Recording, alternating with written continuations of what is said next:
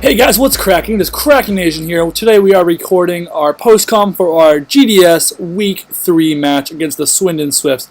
The Swindon Swifts have been off to a meteoric start this season, and we were I was really excited to play them. This was definitely a game I prepped very hard for, and I was pretty excited about it.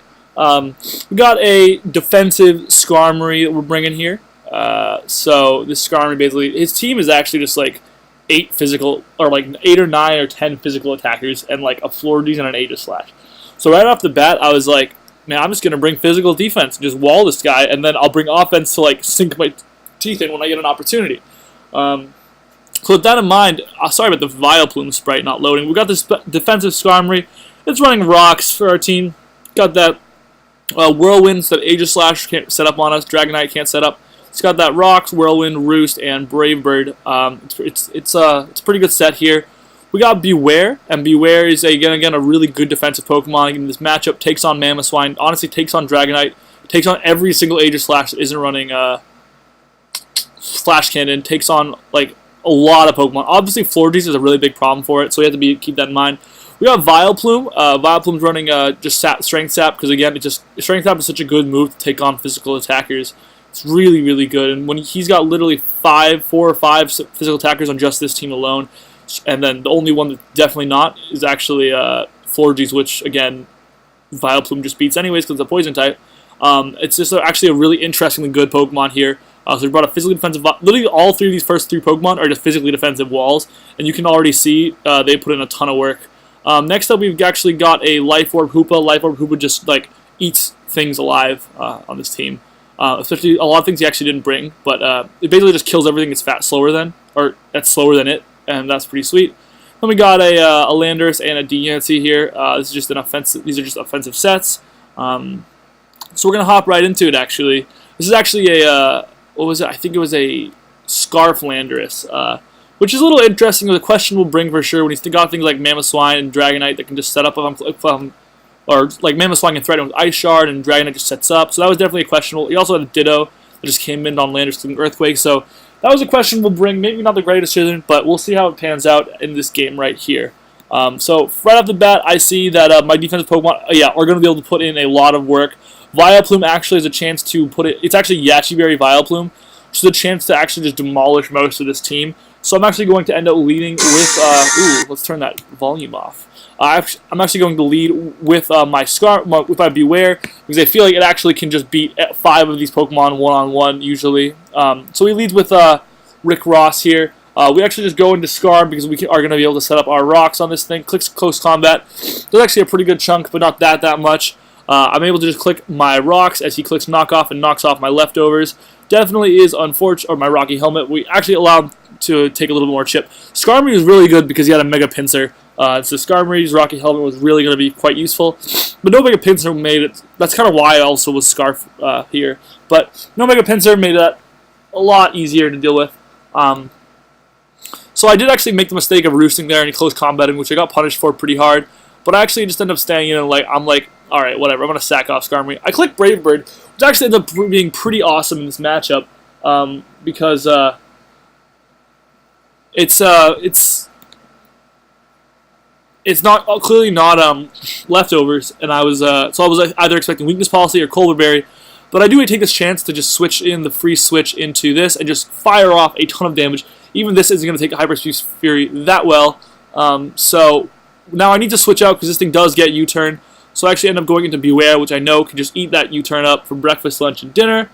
He is Dark, Silverly Dark, which is I was kind of expecting Steel if I expected anything. So Silverly Dark was very interesting. He does go into Florges, which is the smart move. I'm like, right here I really contemplated going into Hoopa, but I actually end up going straight into Vileplume because Vileplume's a threat, and I don't know why this sprite's not working. I apologize for that. So he does go right into Hariyama, so we do actually end up being in a tough position there. We got the Sludge Bomb off, so Hariyama's getting weakened, but then he gets that Wish Recovery, which is really unfortunate. Strength Sap lowers the attack. I was kind of expecting him to be faster than me, which I was clearly wrong about. So I was invested in speed, obviously. So I end up being a lot faster, and I don't get the Strength Sap healing, but he does knock off my Yachiberry. Unfortunate, because there is obviously a Mamoswine back. He actually switches back in Florges, which I thought was really interesting. So I I clicked Grass Knot because it was my best move to hit Hariyama. I thought this was an interesting play by him. I actually wanted to punish it by going out into Hoopa because I knew he wasn't going to click Moonblast there. And I kind of made the ballsy play there, but it actually ended up not punishing me too hard because this did not take this very well. But then it just gets wished back up. Fortunately for me, I can just go back out into Vileplume all day long with this thing. This does literally no damage, and we get the Effect Spore. The Effect Spore doesn't actually end up mattering much, but I just take this chance to heal up a bunch. That lowered attack plus all that makes for a pretty nice combo there. I take this chance to switch in my Landorus as he goes in for 4Gs because I know that Earthquake's going to be able to do some damage. And so I click Earthquake. I actually had Iron Tail, which I wish I clicked in hindsight, but Earthquake did do a ton of damage to this 4Gs. He gets rid of he defogs, which is really bad for me because now Dragonite, my rocker is gone, and Dragonite is going to be an issue because I can't break its multi-scale with rocks. But I go into BEWEAR because I know BEWEAR can eat anything from this thing. Literally eats that for breakfast, and I actually set up. I go for a Drain Punch here. I should have set up my bulk up there, but I actually set it up on this next turn where I'm guessing he clicks King Shield expecting Fire Punch, maybe not realizing I could have Earthquake or something. But I click the bulk up, and the game kind of just goes crazy from here as BEWEAR proceeds to dominate this man's very existence. As I will let the rest of the game play out. BEWEAR honestly just put this game on its back. I was really excited about it. I had the Ice Punch. As you see, that Fire Punch, which is supposed to be super effective, actually does nothing to me. And I just am eating hit after hit. He can switch around all he wants on this thing. He actually clearly cannot handle it. He can click Sacred Sword with this if he wants. It does nothing to me. Like, this BEWEAR set is actually just a beast.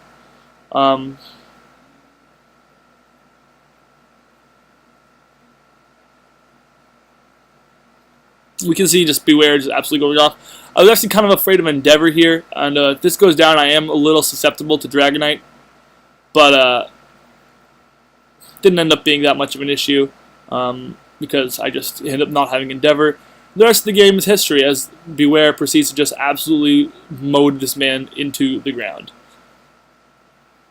I love this thing's little tail. It's so stubby and cute. Imagine if that was on its front, it'd just be a penis. But yeah, so BEWEAR just ends up dominating this game. Like I said, he had just a team full of physical attackers. Once 4Gs went down, I was like, BEWEAR, and I knew that thing was physical after watching it click Shadow Sneak, and then I just had a hunch after Shadow Sneak, I guess, to be fair. And I knew once after that, I could just click. Also, I set up the bulk up on the Aegis Slash, which is really nice. If I'd set up a turn earlier, it might have saved me even from the especially offensive Aegis Slash. But I was prepared for that in that scenario. So I am pretty proud of that win. BEWEAR obviously doing a really good job. Well played to my opponent for sure. He had a pretty threatening team, and I worked pretty hard to be able to have this outcome. We are now 2-1, which feels really good. Still bumped up that week 1 loss, but definitely had a great bounce back. 2-1 with a +8 differential feels really good. Yeah, so if you guys enjoyed this video, leave a comment, rate, subscribe, all that good stuff. It is always very appreciated. We have a really tough game coming up next week. Hiker Toad, coach of the Boston Bulldogs, so it's Boston v. Boston. I'm pretty amped about it. Going to be a good one. Promise to be a great showdown, and I'm already prepping hard for it. So wish me luck in that game, and until next time, I will see you guys later. Krakenation out.